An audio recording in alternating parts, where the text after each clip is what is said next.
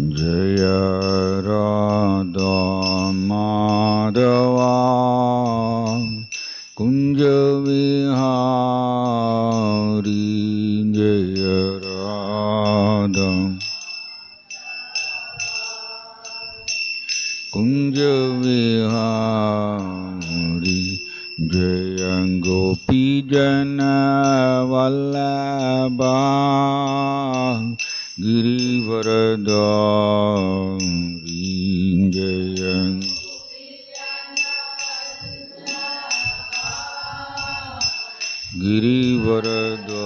गिरिवरदारी जय गोपी जन वल्लभा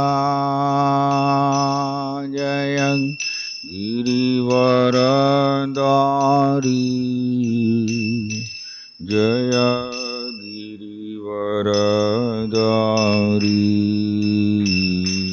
जय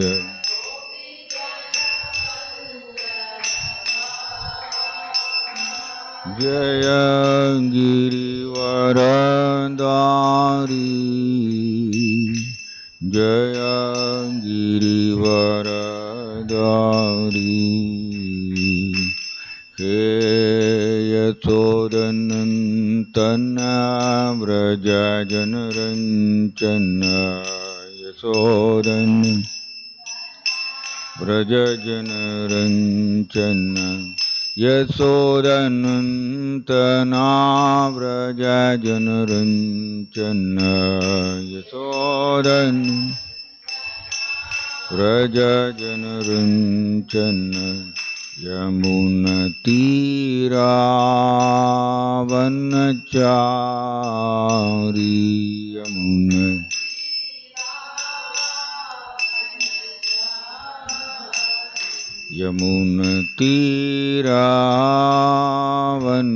यमुनतीरावनचारी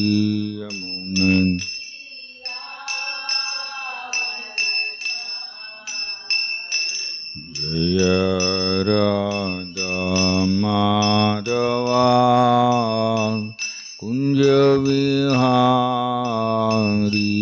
जय राधा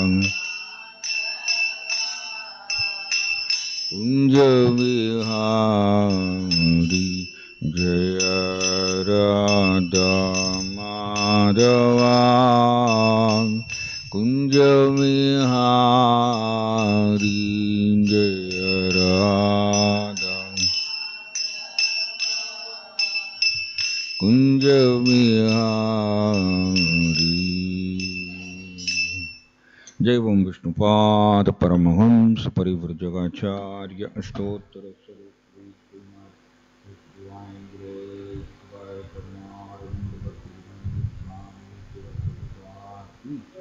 जय ओम Vishnupad Paramhans परिव्रजकाचार्य अष्टोत्तर सदश्री Shrimad His Divine Grace Bhakti Siddhanta Saraswati Goswami Thakur Srila Prabhupada की नमाचार्य श्रील हरिदास ठाकुर की प्रेम से कहो श्री कृष्ण चैतन्य प्रभु नित्यानंद श्री अद्वैत गदाधर श्रीवासादि गौर भक्त वृंद की श्री रूप सनातन भट्ट रघुनाथ श्री जीव गोपाल भट्टदास रघुनाथ षड गोस्वामी वृंद की श्री श्री राधा कृष्ण गोप गोपीनाथ श्याम कुंड राधा कुंड गिरि गोवर्धन की ब्रजभूमि वृंदावन धाम की मायापुर नवदीप धाम की जगन्नाथपुरी धाम की मधुरा धाम की जय जगन्नाथ बलदेव सुभद्र महारानी की श्री श्री निताई गौर सुंदर की श्री श्री प्रहलाद नरसिंहदेव भगवान की श्री श्री राधा माधव की श्री कृष्ण भगवान की हरे कृष्ण महामंत्र की हरिनाम संकीर्तन यज्ञ की पतित पावन श्रील प्रभुपाद की निताय गौर प्रेमानंदे। ओम नमो भगवते वासुदेवाय।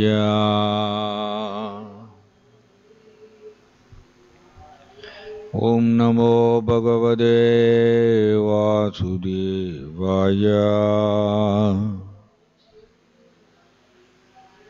Om Namo Bhagavate Vasudevaya.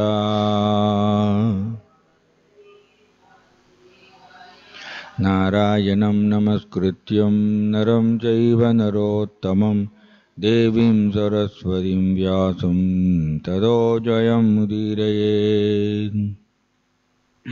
Srimad Bhagavatam, Canto 4, Chapter 24, Text 20, Translation and Purport by His Divine Grace, A.C. Bhaktivedanta Swami, Srila Prabhupada Ki. Sasamudram upavistirnam apasyan sumahatsuraha mahan manayivat swacham prasanna salilasayam. Sasamudram upavistirnam apasyan sumahatsuraha mahan manayivat swacham prasanna salilasayam. Sasamudram upavistirnam apasyan sumahatsaraha mahan manayiva swacham prasanna salilasayam.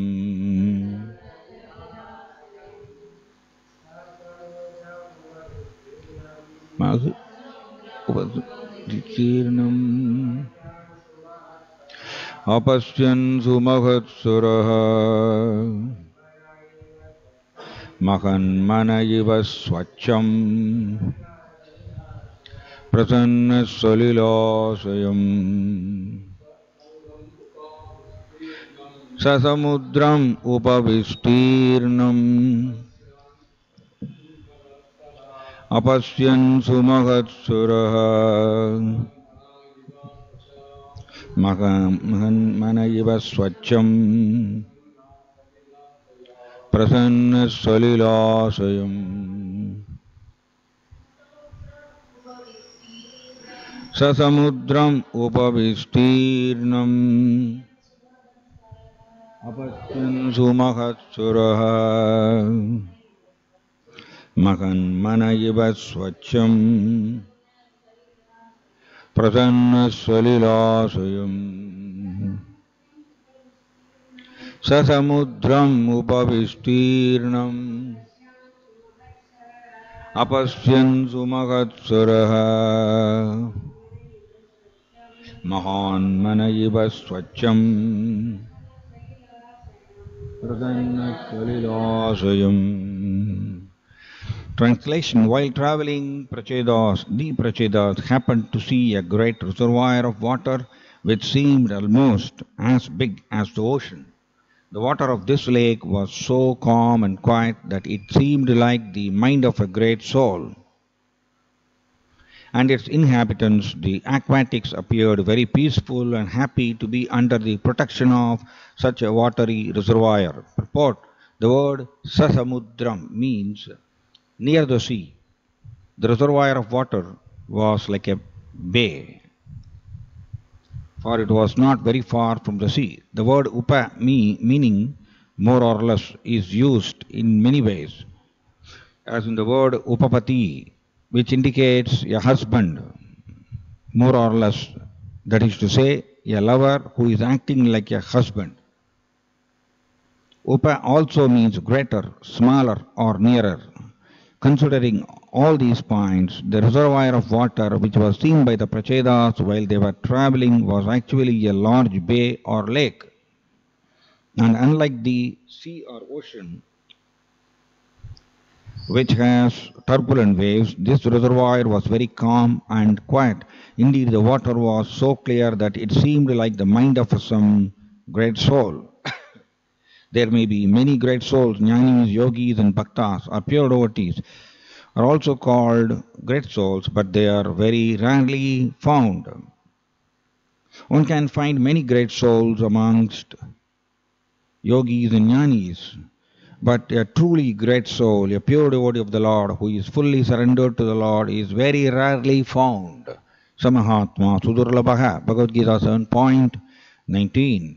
A devotee's mind is always calm, quiet and desireless because he is always Anyabhilashida Sunyam, having no desire other than to serve Krishna as his personal servant, friend, father, mother or conjugal lover. Due to his association with Krishna, a devotee is always very calm and cool. It is also significant that within that reservoir, all the aquatics were also very calm and quiet because the disciples of a devotee have taken shelter of a great soul.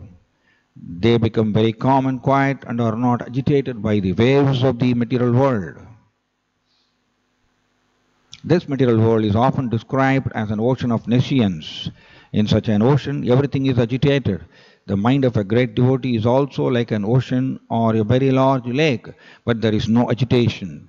As stated in Bhagavad Gita 2.41, Vyavasayatmika buddhir ekeha kurunandana. Those who are fixed in the service of the Lord are not agitated by anything. It is also stated in Bhagavad Gita 6.22, Yasmin Siddho na dukkena guruna bhi vichalyade. Even if he suffers some reversals in life, a devotee is never agitated. Therefore, whoever takes shelter of a great soul or a great devotee becomes pacified. Adayeva Santa, a devotee of Lord Krishna is always, Krishna Bhakta. In the Chaitanya Charitamrita Madhya 19.149 it is stated, Krishna Bhakta Nishkama Adayeva Shanta. A devotee of Lord Krishna is always peaceful because he has no desire, whereas the yogis, karmis and jnanis have so many desires to fulfill. One may argue that the devotees have desires for they wish to go home, back to Godhead. But such a desire does not agitate the mind. Although he wishes to go back to Godhead, a devotee is satisfied in any condition of life. Consequently, the word Mahan Manaha is used in this verse to indicate that the reservoir of water was as calm and quiet as the mind of a great devotee. Om Tat Sat. Om Jnanatimirandasya Jnananjana Chalakaya Chakshurun Militam Yena Tasmai Shri Gurave Namaha. Namo Om Vishnupadaya Krishna Prasthaya Bhutale Srimade Jayapataga Swaminidhi Namini Namacharya Padaya Nitai Griva Pradayine Gaura Gada Damadaya Nagara Gramadarine. Namo Om Vishnupadaya Krishna Prasthaya Bhutale Srimade Bhakti Vedanta Swaminidhi Namini Namaste Saraswati Deve Gauravani Pracharine Nurvishesha Sunyavadi Paschatya Desadarine. Jaya Sri Krishna Chaitanya Prabhu Nityananda Sri Advaita Gadadhara Sri Vasadi Gaura Bhakta Vrinda. Hare Krishna Krishna Krishna Hare Hare, Hare Rama Rama Rama Hare Hare. Hare Krishna. So, இங்க பிரச்சேதாஸ் 10 மகன்கள், இந்த 10 பேரும் நடந்து வராங்க. இப்படி நடந்து வரும்பொழுது ஒரு அற்புதமான ஒரு பெரிய ஏரியை பார்க்குறாங்க. அந்த ஏரி எப்படி இருந்ததாமா, துளி கூட சலனம் எதுவும் இல்லாமல் காமாக இருந்ததாமா, அமைதியாக இருந்ததாமா இந்த ஏரி. அது எதற்கு ஓமானப்படுத்தப்பட்டிருக்குன்னா மகன் மன. அதுதான் பிரபுபாதர் இங்கே எக்ஸ்பிளைன் பண்ணுறாரு இந்த பொருள் உரையில். அதை தான் எலாபரேட் பண்ணுறாரு. மகன் மன ஒரு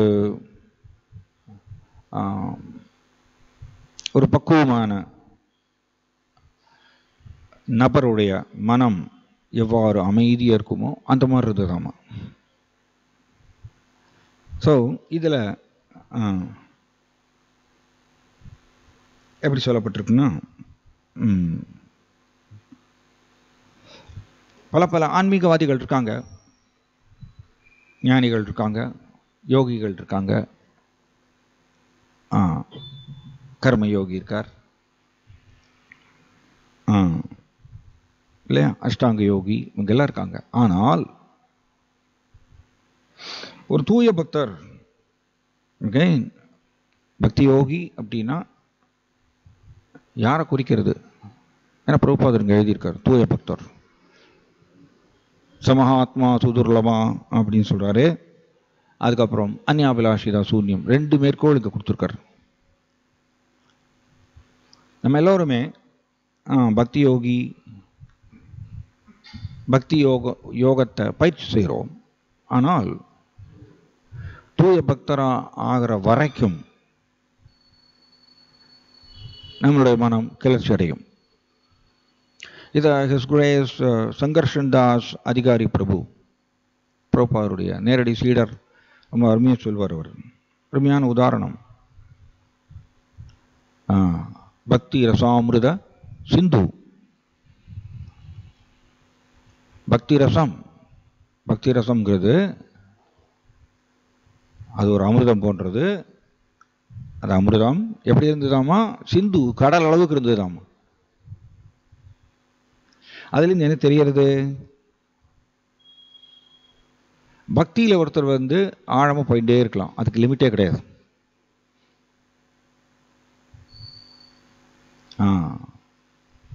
இவ்வளவுதான் ஒருத்தர் பக்தியில் முன்னேறலாம் அப்படிங்கிறது ஒரு, அதுக்கப்புறம் ஸ்டாக்னன்ட் ஆயிரும், அப்படி கிடையாது. பக்தி ரசாமிருத சிந்து அப்படின்னு சொல்லியிருக்கு. சிந்துன்னா கடல். கடல் எவ்வளவு ஆழம் நீளம்னு சொல்ல முடியாதோ அதே மாதிரியே பக்தி ரசமும் அமிர்தம் போன்ற அந்த கடல், பக்தி ரசம் அப்படிங்கிற கடல், அதில் ஒருத்தர் மேற்பரப்புலையும் நீந்தலாம், பக்தி ரசம்ங்கிற கடலுடைய ஆழத்திலையும் நீந்தலாம். அது அவங்களுடைய விருப்பத்தை பொறுத்து இருக்கு. பக்தி ரசம் அப்படிங்கிற கடலுடைய மேற்பரப்பில் நீந்தும் பொழுது பிரபுபாதர் எழுதியிருக்கார், waves of the material world அப்படிங்க எழுதியிருக்கார். ஜட உலகத்தினுடைய அலைகள். அது என்னங்க ஜட உலகத்துடைய அலைகள்? அதுதான் ரஜஸ் தமஸ், ரஜோகுணம் தமோகுணம், மாயாவுடைய ரஜோகுணம் தமோகுணங்கிற அலை. இது நைஸ் ஆக்சுவலி. இந்த குணங்களை கடல் அலைகள் கூட ஓமானப்படுத்தப்பட்ட அந்த ஓமை ரொம்ப அருமையான ஓமை. ஏன் அப்படின்னா, கடல் அலை கண்டினியூஸாக வந்துட்டே இருக்கும். இதுக்கப்புறம் வராது அப்படின்னு சொல்ல முடியுமா? கடல் அலை இதுக்கப்புறம் வராதுன்னு சொல்ல முடியாது. அதே மாதிரியா குணங்களுடைய தாக்குதல் இதுக்கப்புறம் வராது அப்படின்னு சொல்ல முடியாது. ரஜஸ் தமஸ் வந்துட்டே இருக்கும்.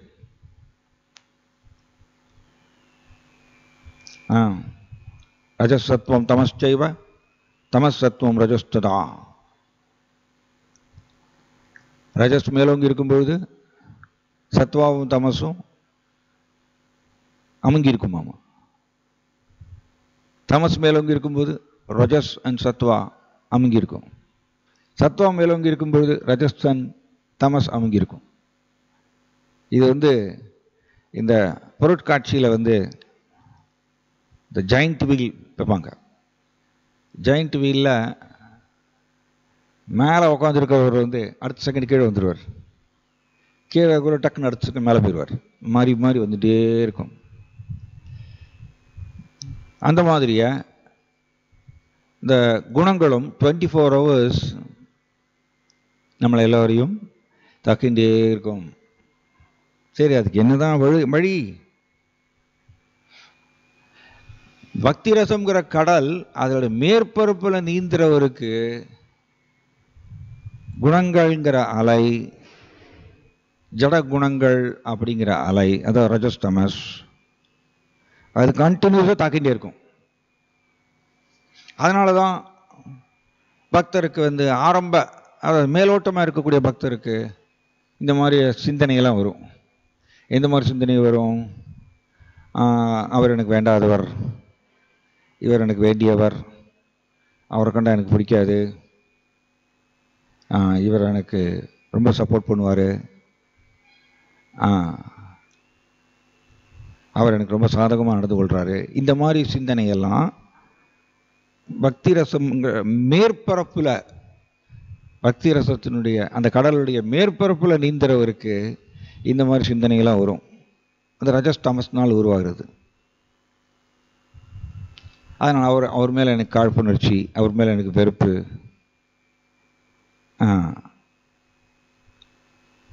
இது எனக்கு அடைய வேண்டும், அதை நான் அவரை பெறவிடாமல் அதை நான் தடுக்கணும், இது எல்லாம் வந்துட்டே இருக்கும். சரி, இதுக்கு என்னதான் வழி? கடலுடைய ஆழத்துக்குள்ளே போகணும். கடலுடைய ஆழத்துக்குள்ளே போயாச்சுன்னா அலை அடிக்கிறது தெரியாது. இந்த அலையில் ஒருத்தர் மாட்டினா என்ன ஆகும்? அலையில் ஒருத்தர் மாட்டினா அது தூக்கி தூக்கி போடும், மேலே போடும் கீழே தள்ளும், மேலே போடும் கீழே தள்ளும். அதே மாதிரி தாங்க இந்த முக்குணங்களும் திடீர்னு உயரத்தில் தூக்கி வைக்கும், ஒரு பெரிய பொசிஷனில் தூக்கி வைக்கும், நிறைய புகழ் கிடைக்கும், பெரிய பதவி கிடைக்கும், பொசிஷன் கிடைக்கும், மரியாதை கிடைக்கும். திடீர்னு தூக்கி கீழே தள்ளும். கடல் அலை அப்படிதான். அத மாதிரிய ஜட உலக இருப்பு. ரீசெண்டாக ஒரு இடத்துல நான் பாகவதத்தில் படித்தேன். ஜட இருப்பாகிய கசப்பான பழத்தை விட்டுவிட வேண்டும் அப்படின்னு எழுதியிருக்கார் பிரபுபாதர். அருமையான பாயிண்ட். ஜட இருப்பாகிய கசப்பான பழம். எஸ், மொத்த ஜட இருப்பும் கசப்பான பழம்தான், அதை விட்டுவிட வேண்டும் அப்படின்னு எழுதியிருக்கார் பிரபுபாதர். ஜட இருப்பை துய்க்க வேண்டும்னு ஆசைப்படும் பொழுது அது கசப்பான பழம். அது தென் நம்ம இந்த அலையில மாட்டிக்கிறோம். அலை மேலே தூக்கி போடும், கீழே தள்ளும். அதே மாதிரியா ஒரு உயர்ந்த பொசிஷனில் இருப்போம், திடீர்னு அந்த பொசிஷன் நம்மள்ட்ட இருந்து பிடுங்கப்படும்,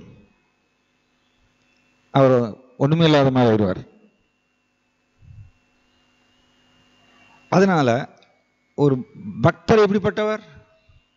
பக்தர் எஜந்திகி சுமேதசா, புத்திசாலி. பக்தர் புத்திசாலி. பக்தர் ஒருபொழுதும் ஜட இருப்பில் பிரதானமா இருக்கணும், பிரமாதமா இருக்கணும் அப்படின்னு அவர் ஆசைப்படுறதில்லை. ஏன்னா அந்த ஜட இருப்பே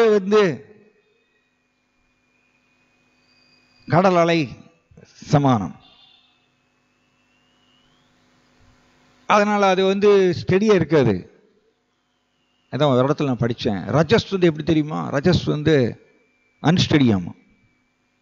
ரஜஸ் அன்ஸ்டெடி, நிலையில்லாது, அப்படி ஆடிட்டே இருக்கும். இந்த வெரி நைஸ். ஆக்சுவலி ஒரு பியூட்டிஃபுல் ஸ்லோகா வருது ஸ்ரீமத் பாகவதத்தில். யதா ஜலே சந்திரமசः கம்பாதிஸ்தத்கிருதோ குணः திருஷ்யதே சன்னபி திரஷ்டுர் ஆத்மனோ நாத்மனோ குணக. வெரி பியூட்டிஃபுல் எக்ஸாம்பிள் இது. மெனி டைம்ஸ் இதை டிஸ்கஸ் பண்ணியிருக்கோம். திரும்பவும் நம்ம ஞாபகப்படுத்திக்கணும். ஜலத்தில் சந்திரமசக, சந்திரனுடைய பிரதிபலிப்பு தண்ணீரில் விழறது. தண்ணீருடைய இயற்கை என்ன? காற்று அடிக்கிறதுனால தண்ணீர் மெதுவாக ஆடிண்டே இருக்கும். டாட்டரிங்னு சொல்லுவாங்க. தண்ணீர் அப்படியே ஆடிண்டே இருக்கும். குவரிங். அப்போ சந்திரனுடைய பிரதிபலிப்பு தண்ணீரில் விழும் பொழுது தண்ணீருடைய இயற்கை ஆடிண்டே இருக்கிறதுனால சந்திரனை அந்த பிரதிபலிப்பு பார்க்கும்போது சந்திரனும் ஆடுற மாதிரி தெரியும். பட் சந்திரன் ஆடுறதில்லை. சந்திரனும் பல மைல் தள்ளி ஆகாயத்தில் எங்கேயோ இருக்கார். சந்திரன் தண்ணீரை தொடரதே இல்லை. சந்திரனுடைய பிரதிபலிப்பு தான் தண்ணீரை தொடர்றது.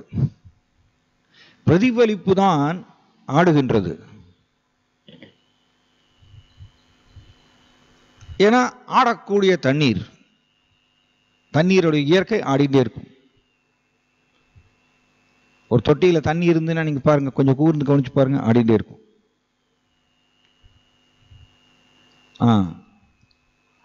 அது கூட சேரும்போது இந்த பிரதிபலிப்பும் ஆடுறது.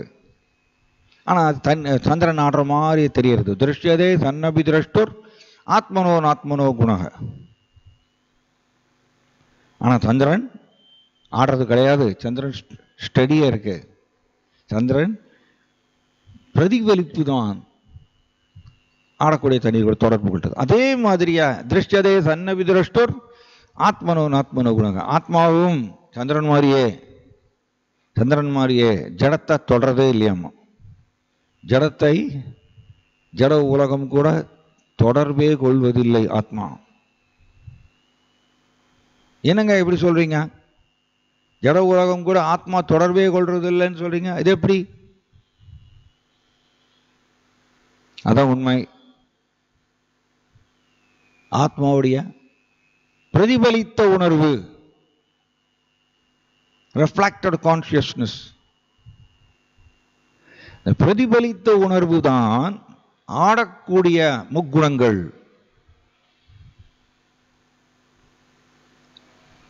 எப்படி முக்குணங்கள் எப்படி ஆடிட்டே இருக்கும்.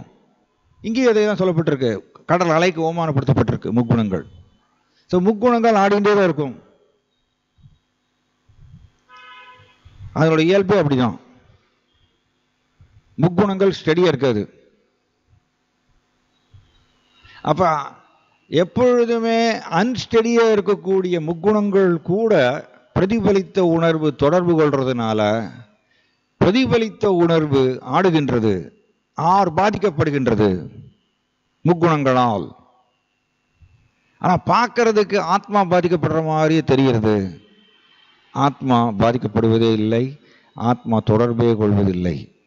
இதுதான் ஸ்ரீமத் பாகவதத்துடைய ஸ்லோகம். இது அருமையான ஒரு உதாரணம். இது ஆத்மா ஜட உலகம் கூட தொடர்பே கொள்றதில்லை. ஏன்னா ஆத்மா ஒரு தெய்வீக வஸ்து. தெய்வீக வஸ்து எப்படி ஜடம் கூட தொடர்பு கொள்ள முடியும்? தெய்வீக வஸ்து நிச்சயம் ஜடம் கூட தொடர்பு கொள்ளவே முடியாது. அப்ப பிரதிபலித்த உணர்வு தான் தொடர்பு கொள்கின்றது ஜடம் கூட. அப்ப இந்த உதாரணத்துக்கு திரும்ப வருவோம். கடல் அலை மேலதான் அலை அடிச்சுட்டே இருக்கு. அப்ப மேலோட்டமா நீந்துறவருக்கு தான் முக்குணங்கள்ங்கிற அலை கான்ஸ்டண்டா தாக்கிண்டே இருக்கு. அப்ப அவருக்கு கான்ஸ்டண்டா ஆசைகள் வரும், கோபம் வரும், வெறுப்பு வரும், எனக்கு அவரை பிடிக்காது, இந்த மாதிரி வந்துட்டே இருக்கும். இது வருது அப்படின்னா அவர் முக்குணங்களுடைய கட்டுப்பாட்டுக்குள்ள இருக்காருன்னு அர்த்தம். அபூர்ணமானம் அச்சல பிரதிஷ்டம் சமுத்திரமாப பிரபிசந்தி தத்வத் காமாயம் பிரபிசந்தி சர்வே சசாந்தி மாப்னோதி நகாம காமி. சமுத்திரமாப பிரபிசந்தி யத்வத். சமுத்திரத்துக்குள்ள தண்ணீர், நதியிலிருந்து வரக்கூடிய தண்ணீர் சமுத்திரத்துக்குள்ள போகும். பிரபிசந்தி, குறிப்பா மழை காலத்துல அதிக தண்ணீர் நதியிலிருந்து கடலுக்குள்ள போய் சேரும். ஆனா கடல் எப்படி இருக்காமா? அச்சல பிரதிஷ்டம். எவ்வளவு தண்ணீர் வந்தாலும் அச்சல பிரதிஷ்டம், ஸ்டடியா இருக்காமா. தத்வத் காமாயம் பிரவிசந்தி சர்வே. இதே மாதிரிய தத்வத், இதே மாதிரிய காமமும் பிரவிசந்தி சர்வே உள்ள நுழையும். நதியினுடைய தண்ணீர் கடலுக்குள்ள நுழையிற மாதிரிய, அதே மாதிரி பக்தருக்கும் ஜட ஆசைகள் அப்படிங்கிற இந்த தண்ணீர் உள்ளே அவர்களுடைய பக்தருடைய ஹிருதயத்துக்குள்ளே நுழையும். ஆனால் சசாந்தி மாப்னோதி நகாமகாமி. ஒரு பக்தர் தெளிவாக இருக்கிறதுனால, அதனால தான் தூய பக்தருங்கிறது ரொம்ப அபூர்வம். தூய பக்தருங்கிறது ரொம்ப அபூர்வம். தூய பக்தி தொண்டு அபூர்வம். ஏன்னா தூய பக்தர் பகவத்கீதால சொன்ன பிரகாரம் அவர் கிளர்ச்சி அடைவதில்லையாம். அவர் தான் தூய பக்தர். உதாரணம், ஜடபரதர், பிரகலாத் மகாராஜா, இது கிளர்ச்சி அடையல. இவங்க தான் தூய பக்தர். நம்ம எல்லாரும் கிளர்ச்சி அடைகிறோம். ஒரு தூண்டக்கூடிய ஒரு சூழ்நிலை வரும்போது நம்ம கிளர்ச்சி அடைகிறோம் அப்படின்னா என்ன அர்த்தம்? நான் முக்குணங்களோட பிடியில தான் இருக்கேன், கடலுடைய ஆழத்துக்குள்ள போல.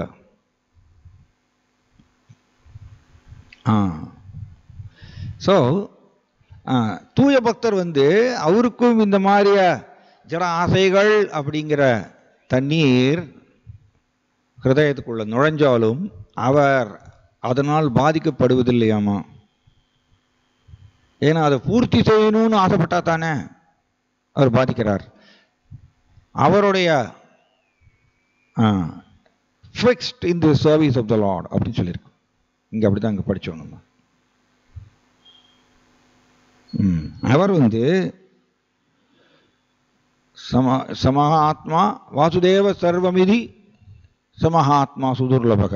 வாசுதேவ சர்வமிதி, எனக்கு வாசுதேவா கிருஷ்ணா அவர் ஒருத்தர் மட்டும்தான், எனக்கு எல்லாமே, எனக்கு எல்லாமே கிருஷ்ணர் மட்டும்தான் அப்படிங்கிறதுல ஒரு ஃபிக்ஸாக இருக்காரம்மா இன்டர்னலா.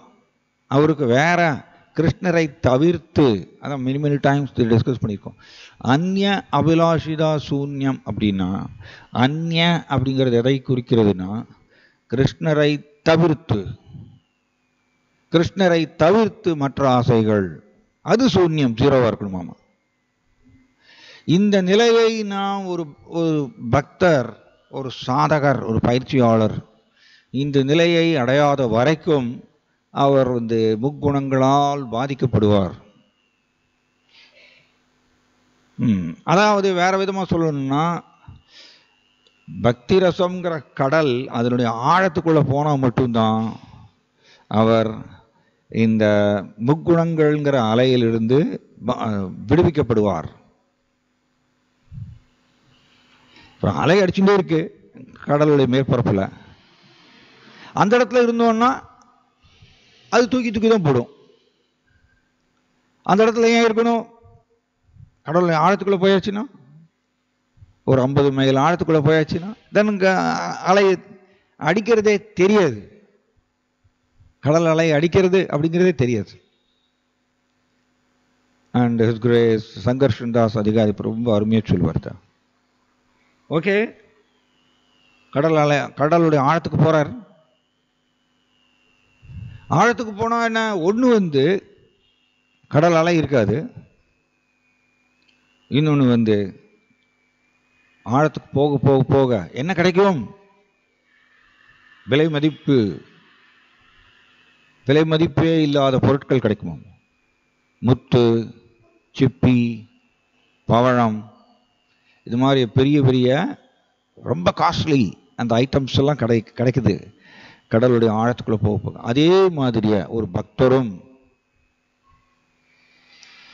கிருஷ்ணருடைய உறவில் நிலை பெறும் பொழுது, அதாவது வேற விதமா சொல்லணும், ஜாய் ஜெகநாத் பலதேவ் சுபத்ர மகாராணிக்கு, கிருஷ்ணரை சுவைக்க ஆரம்பிக்கும் பொழுது ஒரு பக்தர் எப்படி கிருஷ்ணரை சுவைக்க ஆரம்பிக்கும் பொழுது அவர் கடலுடைய பக்தி ரசம்ங்கிற கடலுடைய ஆழத்துக்குள்ள போறார். அப்ப முக்குணங்கள் அதை வேற ஒருத்தர் நபரை தாக்குறதுன்னு கூட தெரியாதம்மா.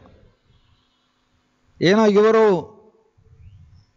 பக்திரசம்ங்கிற கடலுடைய ஆழமான பகுதியில் நீந்துகின்றார், அதாவது கிருஷ்ணரை சுவைக்கின்றார். ஆக்சுவலி வேற ஒரு உலகம் இருக்குங்க, வேற ஒரு உலகம் இருக்கு. நம்ம இந்த உலகம் வாழ்க்கையிலேயே, நம்ம வாழ்க்கையிலேயே வேற ஒரு உலகம் இருக்கு. அது என்னது? சிம்பிளி கிருஷ்ணரை சுவைத்தல். அது டிஃப்ரெண்ட் வேர்ல்டுங்க. இன்னொரு உலகம் ஜடத்தை பயன்படுத்தி கிருஷ்ணருடைய சேவையில் ஈடுபடுவது. அப்போதான் இந்த முக்குணங்கள் அப்படிங்கிறது பக்தரை தாக்குறது, பக்தரையும் தாக்குறது. முக்குணங்கள் யூனிஃபார்ம், எல்லாருக்கும் ஒரே மாதிரி தான். இது ஒன்றும் மழை பெய்யக்கூடாதுன்னு சொல்ல முடியாது, கொடை பிடிக்க தெரியணும். மழை பெய்யக்கூடாது அப்படின்னு நம்ம தடுக்க முடியுமா? யாராவது தடுக்க முடியுமா? கொடை பிடிக்க தெரியணும். அதே மாதிரியா முக்குணங்களுடைய தாக்குதல் பரவலாக இருக்கும், பரவலாக இருக்கும், உலகம் முழுவதும் இருக்கும். அது எங்கே போனாலும் சரி. இக்கரைக்கு அக்கறை பச்சை, இக்கரைக்கு அக்கறை பச்சை, எங்கே போனாலும் சரி. பானுசுவாமி மகாராஜ்கிட்ட போய் ஒரு பக்தர் ரொம்ப வருஷத்துக்கு முன்னாடி ஒரு பக்தர் போய் கேட்டார், மகாராஜ் இது மாதிரியா எனக்கு இந்த கோவிலில் எனக்கு இருக்க பிடிக்கல, நான் விருந்தாவனத்துக்கு போகலான் இருக்கேன், நீங்கள் என்ன சொல்கிறீங்க அப்படின்னு பானுசுவாமி மகாராஜ்கிட்ட போய் அவர் கேட்டார். பானுசுவாமி மகாராஜ் என்ன சொன்னாராம்மா, ரொம்ப வருஷத்துக்கு முன்னாடி எனக்கு ஒரு மூத்த பக்தர் சொன்னார், நீ விருந்தாவனத்துக்கு போகிறதுக்கு முன்னாடியே உன்னுடைய மனம் அங்கே போயிடுமே, உன்னுடைய மனம் கூட வருமே. அவர் சொன்னாராம், நீ விருந்தாவனத்துக்கு போனாலும் கூட உன்னுடைய மனம் கூடவே வருமே, அதை என்ன பண்ண போற நீ அப்படி சொன்னார். அதான் பாயிண்ட். இடத்தை மாற்றுவது ஒரு பொருட்டு அல்ல.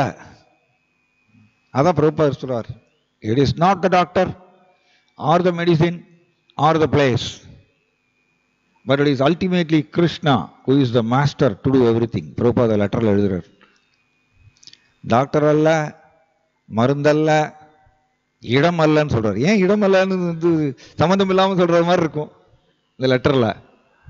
ஏன்னா இடம் பொருட்டல்ல, ஏன்னா எல்லாத்துக்கும் மாஸ்டர், கடைசி மாஸ்டர் கிருஷ்ணா. அதனால நம்ம எங்க இருந்தாலும் பக்தி ரசம்ங்கிற கடலுடைய ஆழமான பகுதிக்கு போறதுக்கு முயற்சி பண்ணணும். அதுதான் இஸ் ஹோலினஸ். ரீசெண்டாக நான் படிச்சுட்டு இருந்தேன், ரொம்ப இன்ட்ரெஸ்டிங். அது ஒரு சில பக்தர்கிட்ட அதை ஷேர் பண்ணோம். நம்ம டெய்லி ஜபம் பண்ணுறோம் 16 மாலை. அண்ட் சில சனாதன கோஸ்வாமி ஹரிபக்தி விலாஸில் எழுதுறார், மந்திரார்த்த சிந்தனம் சொல்றார். அப்படி ஒரு உபாயம் வழி சொல்லித்தரார். அது என்னது? இது சனாதன கோஸ்வாமி எழுதியிருக்கார் ஹரிபக்தி விலாஸில். மந்திர அர்த்த சிந்தனம், மந்திரத்துடைய அர்த்தத்தை நினைத்தல். இது பண்ணும் பொழுது இதை சச்சினந்தன சுவாமி மகாராஜ் சொல்றாரு, ஜபம் பண்ணும் பொழுது, ஜபம்ங்கிறது ஒரு பிரார்த்தனை, ஜபம்ங்கிறது ஒரு பிரார்த்தனை.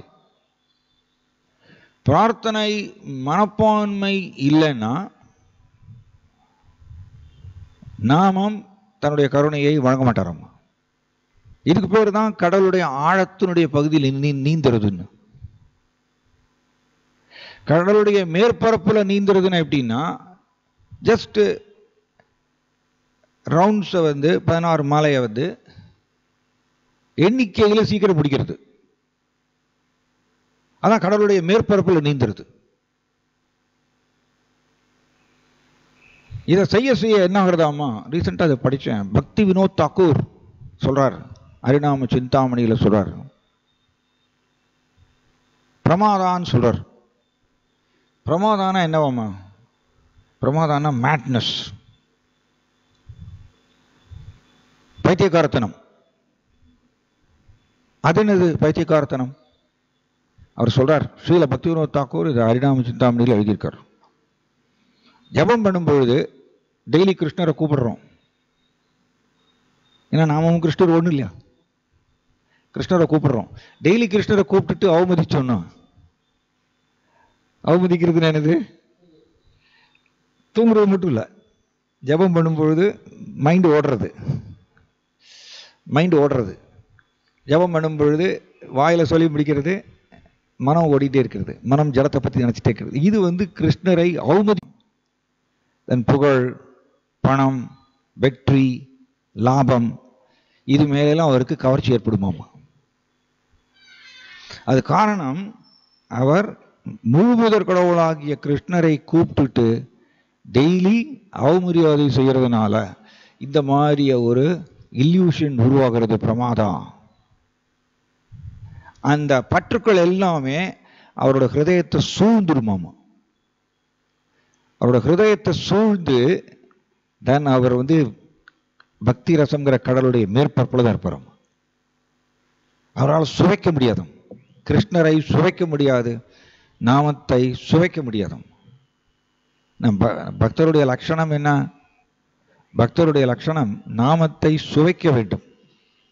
நாமே ருச்சி, நாமத்தை சுவைக்கணுமாமா. சுவைக்கலன்னு வச்சுக்கோங்க, நாமத்தையோ கிருஷ்ணரையோ சுவைக்கல அப்படின்னா நாம் பக்தி ரசம்ங்கிற கடலுடைய மேற்பரப்புல தான் நீந்துரும். அப்போ முக்குணங்கள்ங்கிற கடல் அலை அவரை தூக்கி தூக்கி போடும், அவரை டிஸ்டர்ப் பண்ணும். இவர் தான் கிருஷ்ணனுடைய சிருஷ்டி. கிருஷ்ணனுடைய சிருஷ்டி இதுதான். பக்தி ரசம்ங்கிற கடலுக்குள்ள வந்துட்டோம். துரதிருஷ்டம் என்னன்னா, மேற்பரப்புல நீந்திட்டு அப்படியே போயிருது. பக்தி ரசம்ங்கிற கடலுக்குள்ள கடைசியில கோடிக்கணக்கான ஜென்மத்துக்கு அப்புறம் வந்திருக்கோம். வந்ததுக்கு அப்புறம் என்ன பண்ணணும்? ஆழமா போகணும். அந்த கடலுடைய பக்திங்கிற கடலுடைய ஆழத்துல நீந்தணும். அப்போ நம்ம கிருஷ்ணரை சுவைக்க முடியும். அதுதான் ஸ்ரீல சனாதன கோஸ்வாமி சொல்றாரு, ஜபம் பண்ணும் பொழுது இந்த பிரார்த்தனை மனப்பான்மை கலக்கணுமாமா. பிரார்த்தனைனா என்ன? ஹரே கிருஷ்ண மந்திரத்துடைய மந்திர அர்த்தம், மந்திரத்துடைய அர்த்தம் என்ன? ஓ ராதாராணி, தயவு செய்து என்னை கிருஷ்ணனுடைய சேவையில் ஈடுபடுத்துங்கள். இது மந்திரத்துடைய அர்த்தம்.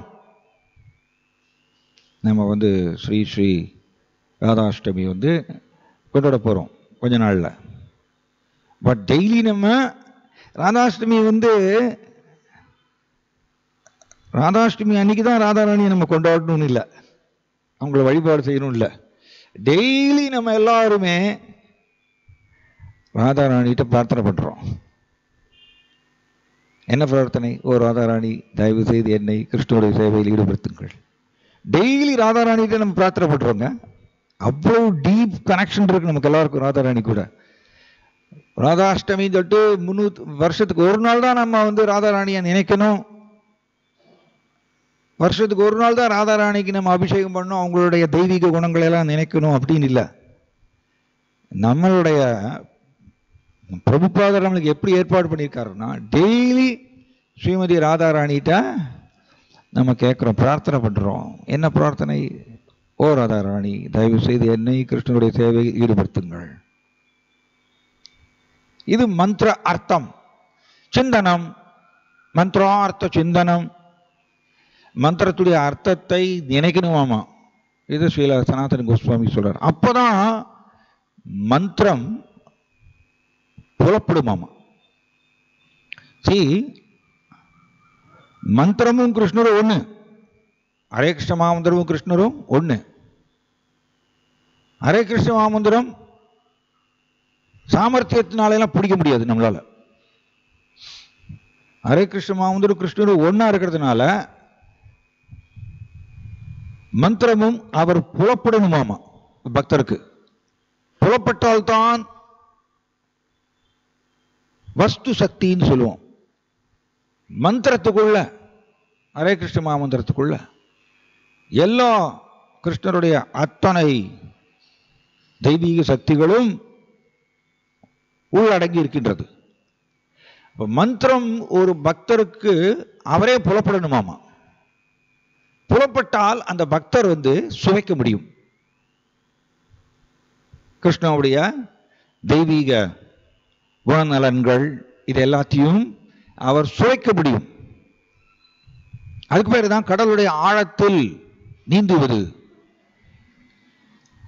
எல்லாம் அங்கதாங்க இருக்கு, எல்லாமே அங்கதான் இருக்கு.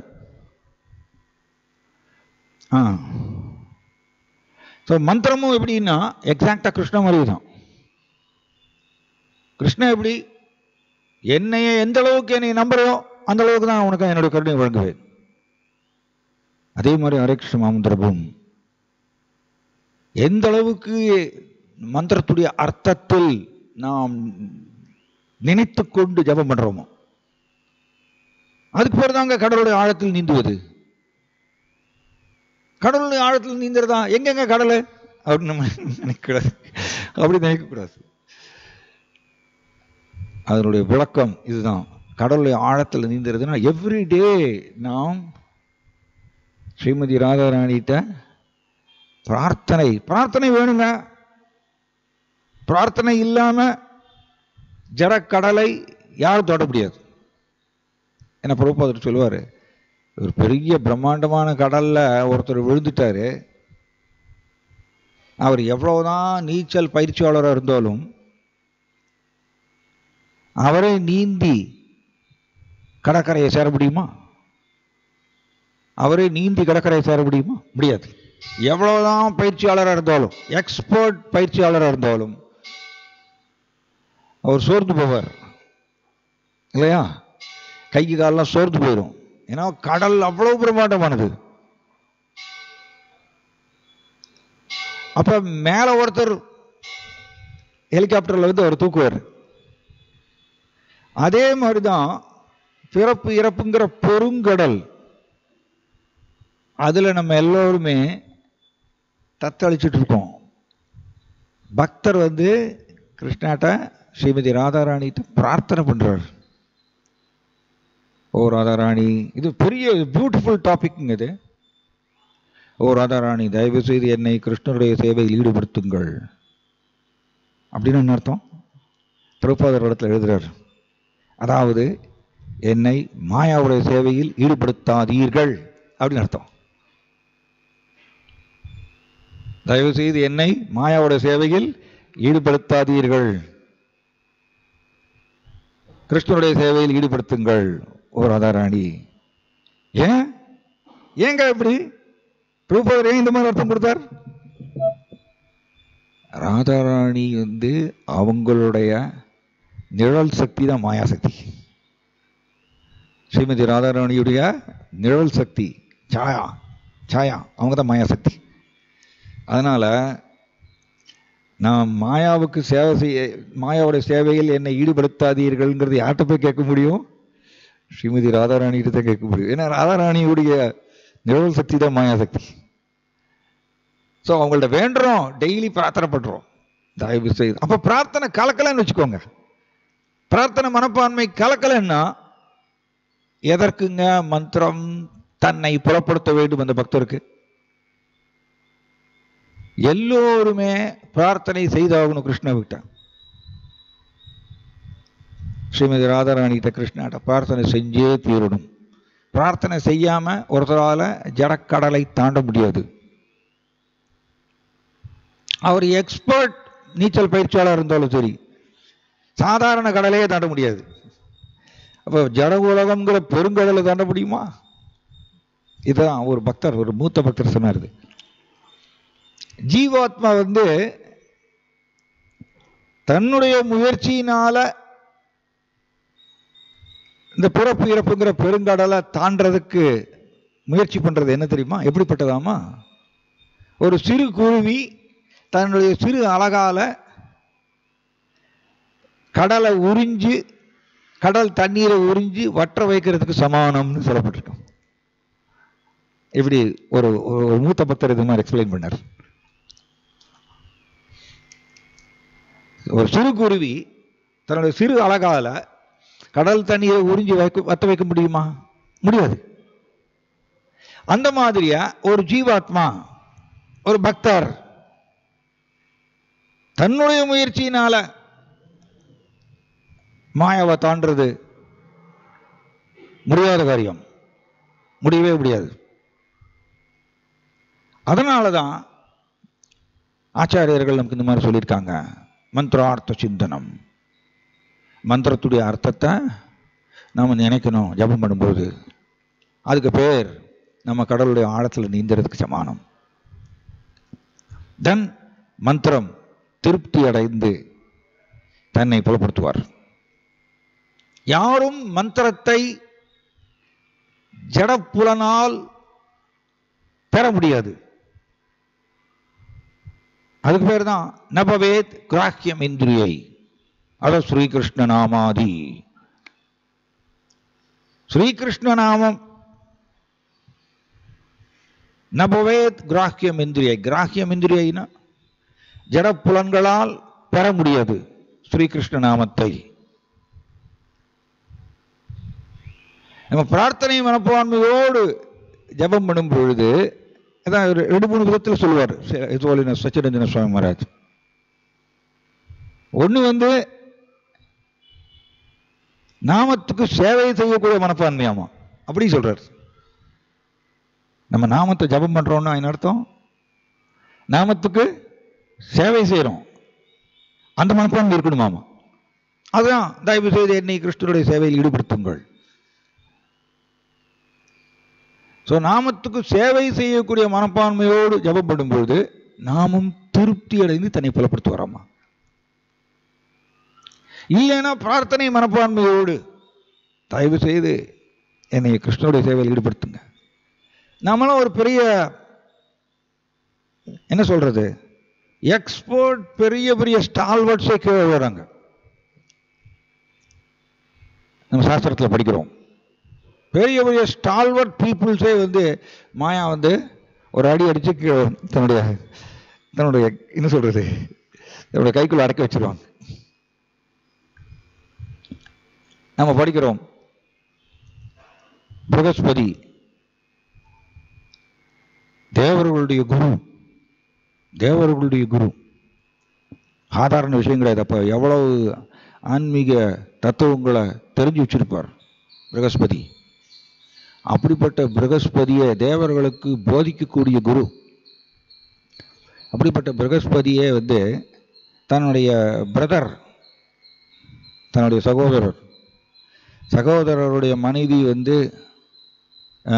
பிரெக்னெண்ட்டாக இருக்கும் பொழுது இவர் வலுக்கட்டாயமாக சகோதரருடைய மனைவி கூட ஒரு இணையறாராம். பிரபுபாதர் இதை எழுதுறார். பிரகஸ்பதியே இந்த மாதிரி செய்யும் போது நம்மளால ஏமாத்திரப்படுத்துகிறார். சகோதரருடைய மனைவி பிரெக்னெண்ட்டாக இருக்கும் பொழுது வலுக்கட்டாயமாக இணையறாராம்.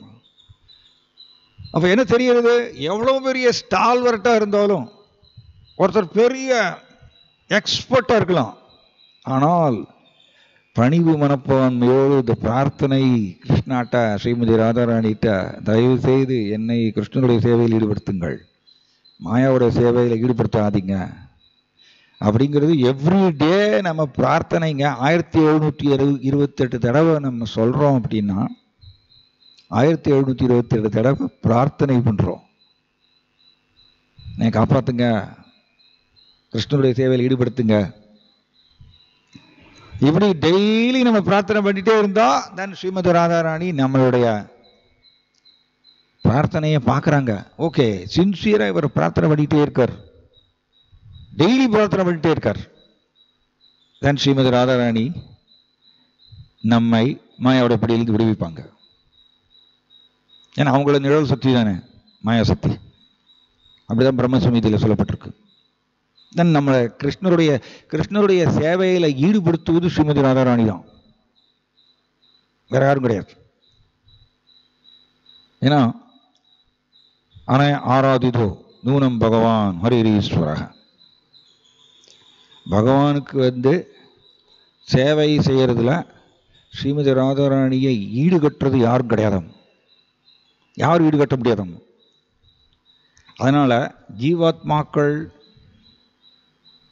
செய்யக்கூடிய சேவையை கிருஷ்ணருக்கு அர்ப்பணிப்பது ஸ்ரீமதி ராதாராணி தான்.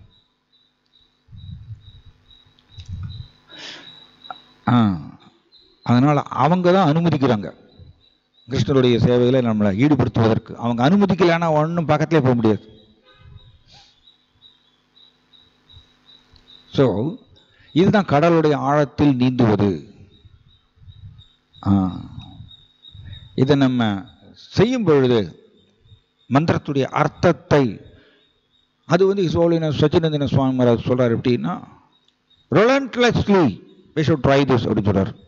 அது என்னங்க relentlessly? நம்மளோட மைண்டு ஜபம் பண்ணும் பொழுது அப்படி போகுமாமா, திரும்பவும் அதை பிடிச்சி இழுத்து மீண்டும் மந்திரத்துடைய அர்த்தத்தை மனசில் நினைக்கணுமாமா, திரும்பவும் போகுமாமா, திரும்பவும் மந்திரத்துடைய அர்த்தத்தை மனசில் நினைக்கணுமாமா. மந்திரத்துடைய அர்த்தத்தை நாம் நினைக்கும் பொழுது ஸ்ரீல சனாதன கோஸ்வாமி அப்படிதான் எக்ஸ்பிளைன் பண்றார். மந்திரத்துடைய அர்த்தத்தை மனசுல நினைச்சிட்டு நம்ம ஜபம் பண்ணும் பொழுது மந்திரத்தை ஆக்சுவலி நாம் ரிசீவ் பண்றோம், மனசுல ரிசீவ் பண்றோம். வேற விதமா சொல்லணும்னா அப்பதான் ஃபீலிங்ஸ் உதயமாகும் கிருஷ்ணாவை நோக்கி. மந்திரத்துடைய அர்த்தத்தை மனசுல நினைக்கும் பொழுது, நினைத்து ஜபம் பண்ணும் பொழுது நாளடைவில் கிருஷ்ணரை நோக்கி ஃபீலிங்ஸ் உதயமாகும், எமோஷன்ஸ். அதுதான் பிரபுபாதர் சொன்னாரு, குழந்தை அம்மாவை காணாம கதறி அழற மாதிரி ஜபம் பண்ணணும். இதெல்லாம் மஸ்ட்டுங்க. ஆரம்ப காலத்தில் ஓகே, ஒருத்தர் பக்தி ரசம்ங்கிற கடலுடைய மேற்பரப்புல நீந்துறதுக்கு கொண்டு வந்து சேர்க்கிறார். மேற்பரப்புலே நீந்திட்டு இருக்கலாமா? எல்லா நேரங்களிலும் கடலுடைய மேற்பரப்புலே நீந்திட்டே இருக்கலாமா? அப்ப கடல் அலை தூக்கி தூக்கி போட்டே தான் இருக்கும், கடும் வெயில் தாக்கும். நாளடைவில் கடலுடைய ஆழத்துக்குள்ள போகணும். அதுதான் இங்க பிரபுபாதர் இங்க எழுதியிருக்கார்.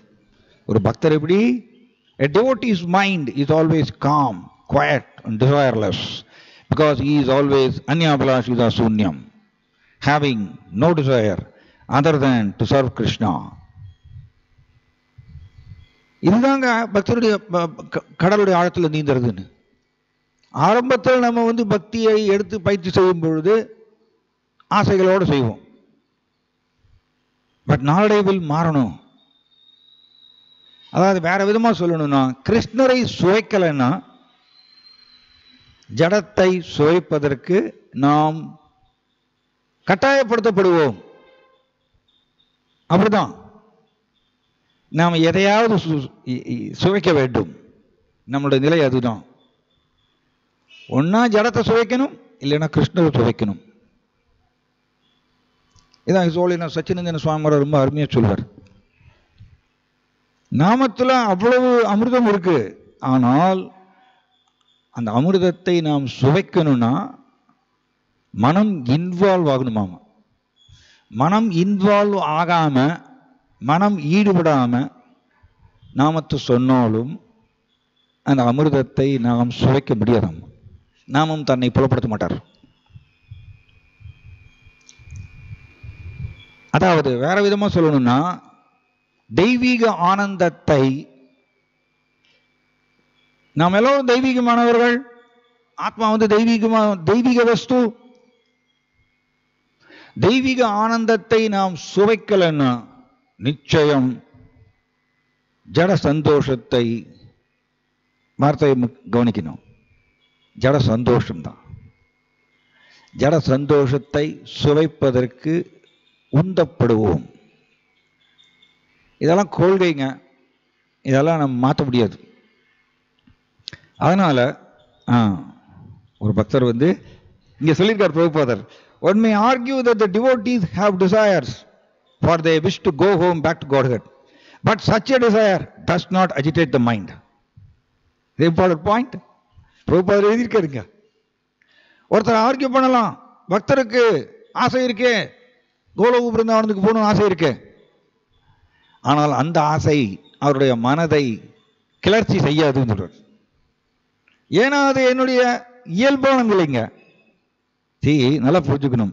என்னுடைய இயல்பான நிலைக்கு புறம்பாக நான் ஆசைப்படும் பொழுதுதான் மனதில் கிளர்ச்சி ஏற்படுகின்றது.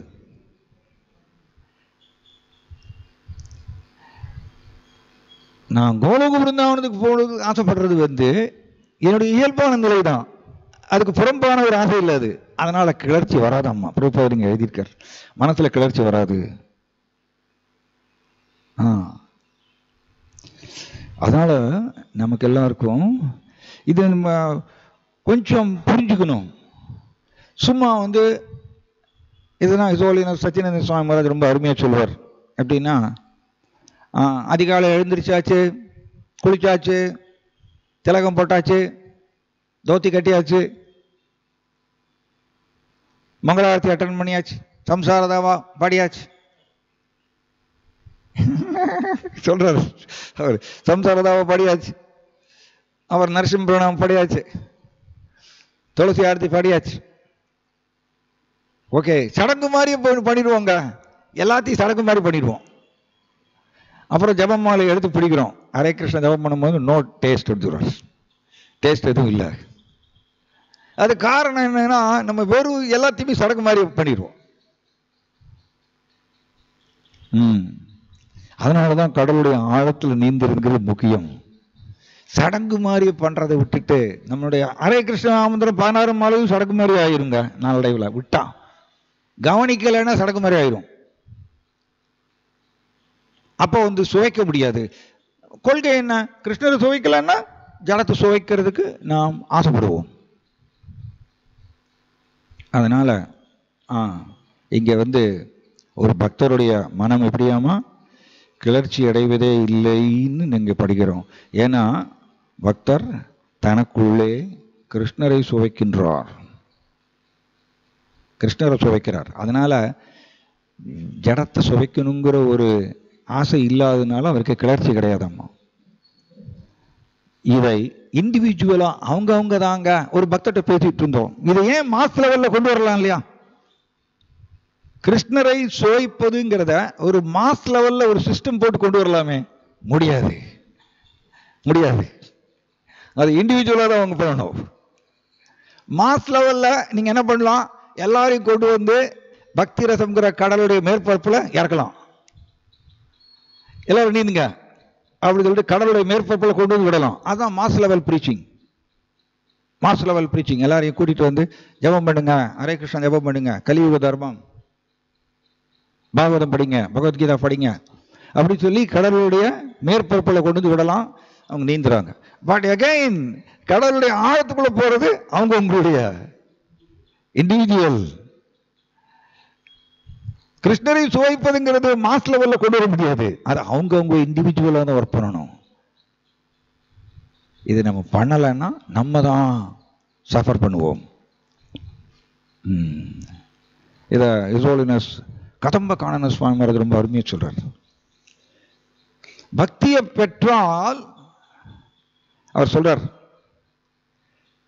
அவரவருடைய பேச்சு ரியலைசேஷன் நிரம்பியதா இருக்கும்னு சொல்றார். Very nice.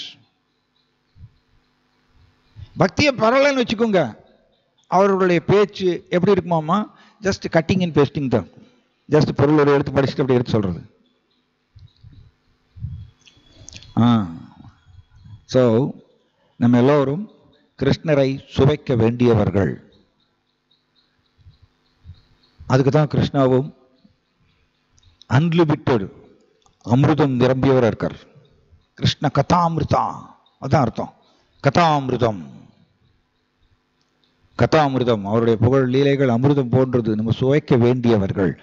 சுவைக்கல அப்படி